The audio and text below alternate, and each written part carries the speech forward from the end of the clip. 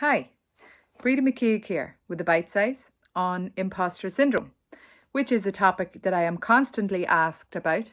Many people want to know how it works, how it feels, and what techniques they can use to try and help themselves with it. I would describe imposter syndrome as a feeling that you get when you walk into a room with a number of people in it, whether you go online, whether it's on a Zoom, whether it's on a call, but you find yourself somewhere amongst a group of people that you feel slightly inadequate to. So these are people that you see are at a totally different level to you, or you believe they are, and you feel a little bit like you shouldn't be there or that you don't belong. And that's what they describe imposter syndrome as. Now, what do you do when it happens, and where is it coming from? We have a negativity bias, and we have conditioning that has been programmed into us as kids that usually doesn't serve us. So we have to work a little bit harder to silence some of the negative beliefs we have, and some of the limiting beliefs that might slip in there, even for those who are very confident. By the way, imposter syndrome is something that most celebrities will have experienced as well. So this is not something that you just experience because you feel like less important or less amazing than the group that you've walked into. This is something every one of us is experiencing because of our conditioning. So some of the techniques that I advise some of the people I coach to use, and some of which I have used myself in the past when I was on my own self-mastery journey. One of them is, first of all, the assumption that those people are better than you. What if you are coming into that group of people and they are going to learn something from you?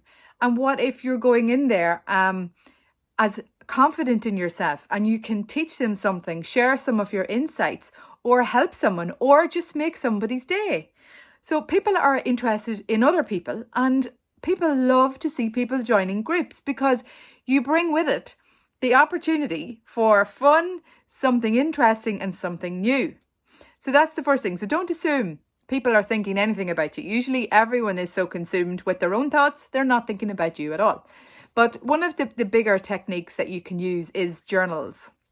I'm not sure if a lot of people use journals or know what I am talking about, but journaling is really good for emotional intelligence coaching.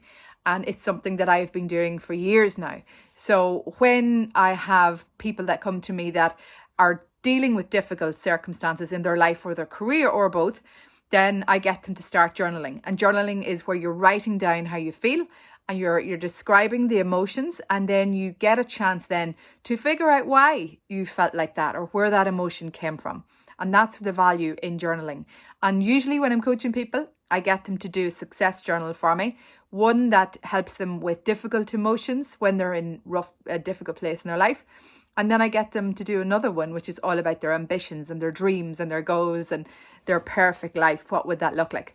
So journaling's amazing, but the success journal is the one that I always get people to use, and I've used in the past myself when I've experienced a little bit of imposter syndrome. Your success journal, every one of us should have one of these, and it should be either in a draft email on your phone or your laptop, or it should be a book if you like books, and it should be somewhere that you can get at fairly handy on a regular basis because you need to top it up. So success journals are full of the small and the large accomplishments you've had in your life. It can be the tiniest thing on a day-to-day basis. It can be just managing to feel really good or really positive or really vibrant or whatever it is. Or it could be a massive thing that you've managed to design your life with, or it can be massive accomplishments across your life. So it's all about success. That's all that you've got to remember. Every one of us needs one of those. And when you have one of those and you then find yourself experiencing a little bit of imposter syndrome, I get people to revert back to what is written in that success journal. So if I were somewhere in a group of people where I had a bit of a wobble or a bit of a slight negative thought got in on me, then I revert back to some of the things that I have done in my past and some of the things that I am uber proud of internally myself. And those are the things that are in your success journal. So you remind yourself of, there's a beautiful quote that says, she reminded herself of who she was and the game changed. And this is kind of like that. So Get a success journal going. If you ever find yourself feeling inadequate in a group or in a scenario or an environment, I want you to use that memory. What's in that success journal? You should know it off by heart. And when you've written things down, you see, your mind can pick them up very quickly. So you should be able to see those words and remind yourself of what you've already accomplished. And then you'll start to feel calm, very capable, very accomplished again. And in you'll go to that room and add and contribute to it. You can do it. Have a good day.